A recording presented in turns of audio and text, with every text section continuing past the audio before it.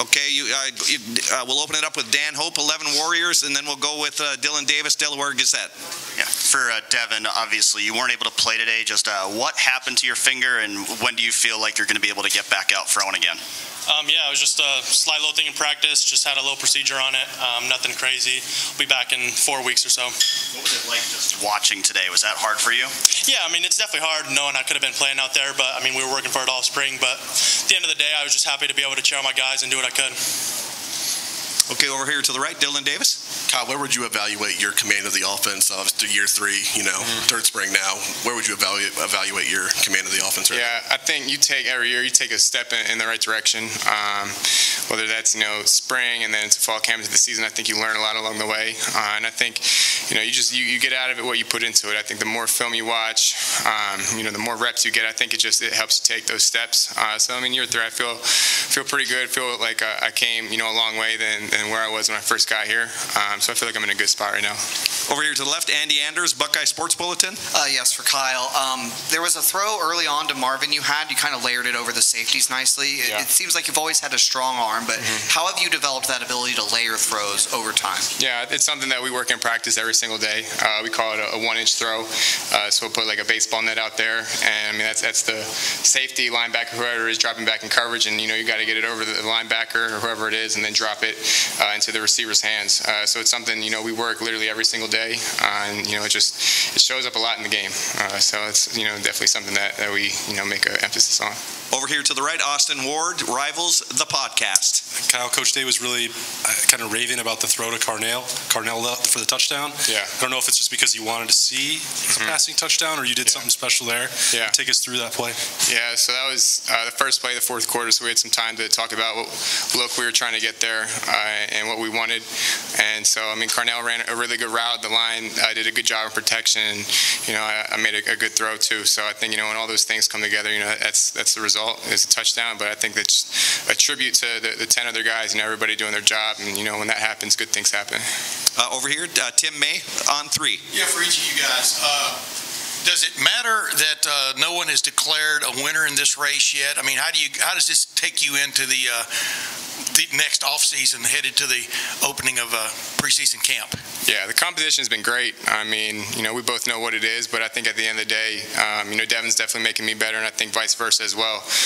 So, even though there's not a winner of the job yet, I think, that benefits both of us, honestly, and I think it's going to push both of us going into fall camp, and, there's still a lot of time until the season, so I think, just keeping, each other hungry. I think he'd say the same thing. So I think that's definitely the wise thing to do at this point, just keeping each other in check, keeping each other going. Right next door, go ahead, Tim. Yeah, I mean, pretty much Kyle hit it right on the head. We're trying to get each other better every single day, and that's all we can ask for is pushing each other, and I'd say Kyle would feel the same. When you're with the best competition, you feel like you got to play at your best, so you got to bring it every day. But at the end of the day, we just want what's best for the team, and whoever's going to win the job is that guy. How much of a bummer was it for you to have to watch this last week? Yeah, I mean, obviously it sucked, but at the end of the day, I felt like I had a good few practices in the spring. I think I had 10 practices before this happened, or I think it was 11, something like that. But I felt like I had enough days to just really still feel good about my spring and not really have to worry about the rest of it. Bill Rabinowitz, Columbus Dispatch. Kyle, what did you get out of the spring? Did you get as much out of the spring as you hoped? And was there something you wish you had proven that maybe you didn't? How do you kind of feel coming out of spring? Yeah, I thought the spring went well. I mean, obviously spring is a time where, we're putting in new stuff, seeing if it works, seeing what's good for us and what's not good for us. So it's definitely, I'd say a little bit of a learning period. But at the same time, you want to build that chemistry with the guys. And, I think going with the 1s and the 2s in the spring is good. That way, I'm building chemistry with, 6, 7, 8 receivers, 4 tight ends, all that. You're getting good reps with the whole offense. So I definitely feel like the spring went well.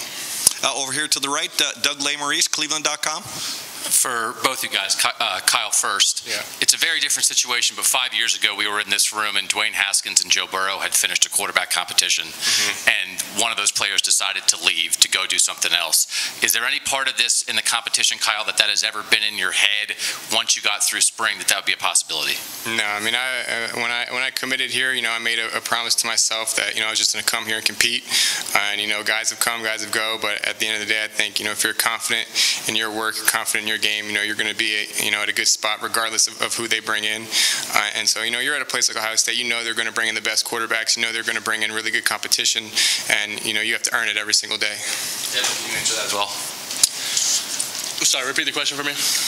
Just the idea of you get to the end of spring, would there be anything in your head, a possibility of thinking about a transfer if you're not thinking you'll be the starter? Yeah, no, that's never crossed my mind. I've always been a guy that's going to stick to my word and stick to where I'm at. And I've always said from the beginning, I came here and I wanted to compete. And, if that's not how it goes, that's how it goes. But I'm sticking around. I'm still a Buckeye. I want to do everything I can to help this team. We're going to go just a couple more questions. Bill Landis, Rivals, the podcast. I think both of you guys can probably answer this. Whichever one of you is the starter in the fall is going to step into a really good situation with all the weapons you have, but not all of them have been available this spring. In fact, most of them haven't been available this spring. How has that been kind of working through that when maybe you go through some struggles in the back of your mind? Do you tell yourself, like, I'm still learning from this, and when we get on the field in the fall, who's around me might be very different? Yeah, like Kyle said, the spring is just a time to learn and grow. We're still trying to figure out what kind of team we have right now. There's a lot of new freshmen that are stepping in. I've never played college football before, and they got to learn the offense just as much as we do at this time, just because everything's so new. We're just trying to keep adding things, see what works, see what doesn't. And every year it's a different team. It's never the same team every year, no matter who comes in. But injuries is the name of the game. It always happens. But either way, we get to work with guys that are still growing and figure out what works.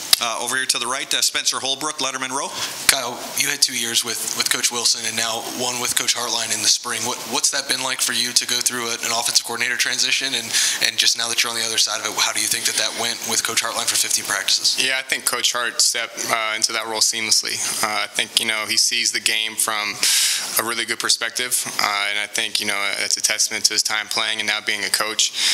He sees all 11 guys. Sometimes with the receivers coach, you would think, he only knows the pass game. He doesn't know the run game, doesn't know the protections, but he understands all that fully. And I think, he stepped up to the role and hit it out the park, and we put in some new stuff that worked really well that we'll use going into the fall. But in terms of just from like a quarterback perspective, it's been kind of consistent with Coach Dennis and Coach Day, so having that consistency, has kind of helped me through that transition. But honestly, it wasn't crazy transition or anything like that.